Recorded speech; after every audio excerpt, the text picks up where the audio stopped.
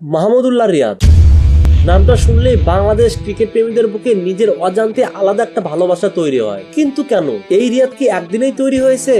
না, অনেক বাধা বিপত্তি পাড়ি দিয়ে আজকের এই পজিশন তৈরি করেছে রিয়াদ। এই তো সেই দিনের কথা, 2007 সালে শ্রীলঙ্কার বিপক্ষে ওডিআই ম্যাচ দিয়ে ক্রিকেটের যাত্রা শুরু করে রিয়াদ।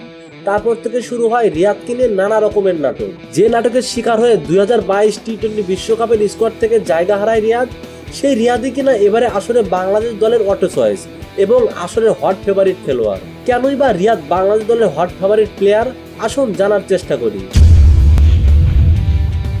2011 বিশ্বকাপ, যা ইচ্ছা তাই বাংলাদেশ দলের পারফর্ম। ওয়েস্ট ইন্ডিজের বিরুদ্ধে 58 রানে অল আউট হয় বাংলাদেশ।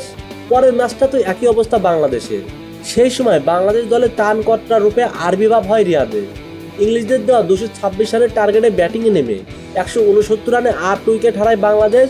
সেদিন বড় হারের সংখ্যায় থাকা টাইগারদের রক্ষা করেছিল মাহমুদুল্লাহ রিয়াদ। 10-এ নামা শফিউল ইসলামের সঙ্গে 58 রানের অবিচ্ছেদ্য জুটিতে বাংলাদেশকে 2 উইকেটের জয় উপহার দিয়েছিলেন এই সাইলেন্ট কিলার। ম্যাচটিতে করা রিয়াদের 21 রানে অপরাজিত ইনিংসটি ছিল সেই বিশ্বকাপের সেরা পারফরম্যান্স।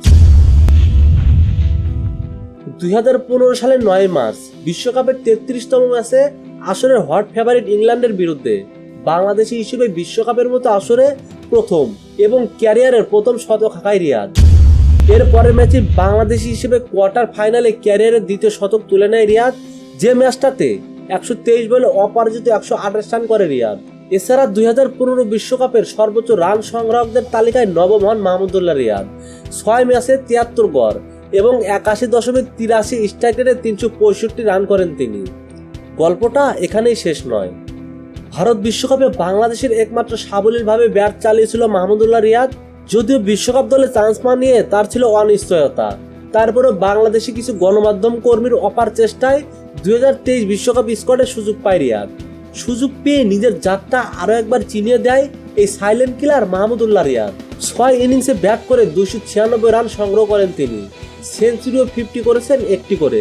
যদিও আফগানিস্তানকে হারিয়ে বিশ্বকাপ শুরু করে বাংলাদেশ, সেই ম্যাচে ব্যাটিং এর সুযোগ পাননি রিয়াদ এবং পরের ম্যাচে ইংল্যান্ডের বিপক্ষে অভিজ্ঞ ক্রিকেটারকে সুযোগ দেওয়া হয়নি একাদশে। বাংলাদেশের তৃতীয় ম্যাচে নিউজিল্যান্ডের বিপক্ষে ব্যাটিং এর সুযোগ পান রিয়াদ। 2023 আসরে নিজের প্রথম ম্যাচে 41 রানে অপরাজিত ইনিংস খেলেন তিনি। ভারতের বিপক্ষে করেন 46 রান, দক্ষিণ আফ্রিকার বিপক্ষে করেন 111 রান। ওয়ানডে বিশ্বকাপে মাহমুদুল্লাহর একটি তৃতীয় সেঞ্চুরি। এরপর নেদারল্যান্ডসের বিপক্ষে 20 রান করা রিয়াদ পাকিস্তানের বিপক্ষে হাঁকান 50। সবশেষ শ্রীলঙ্কার বিপক্ষে 22 রান করেন মাহমুদুল্লাহ। আর সেই রিয়াদকে কিনা বিশ্বকাপে স্কোয়াডে রাখতে চাইছিল না নির্বাচক প্যানেল, অথচ তার পারফর্মের কারণে যখন 2024 টি-20 বিশ্বকাপে বাংলাদেশ দলের অটো চয়েসে বিশ্বকাপ খেলতে যায়, তখন সেই নির্বাচকেরাই বলে এবারের আসরে হট ফেভারিট রিয়াদ। হ্যাঁ, এটাই রিয়াদ। বাংলাদেশের ক্রিকেট ইতিহাসে তার নাম সোনার অক্ষরে লেখা থাকবে এবং ভালোবাসা হয়ে থাকবে লক্ষ কোটি শ্রোতার মনে।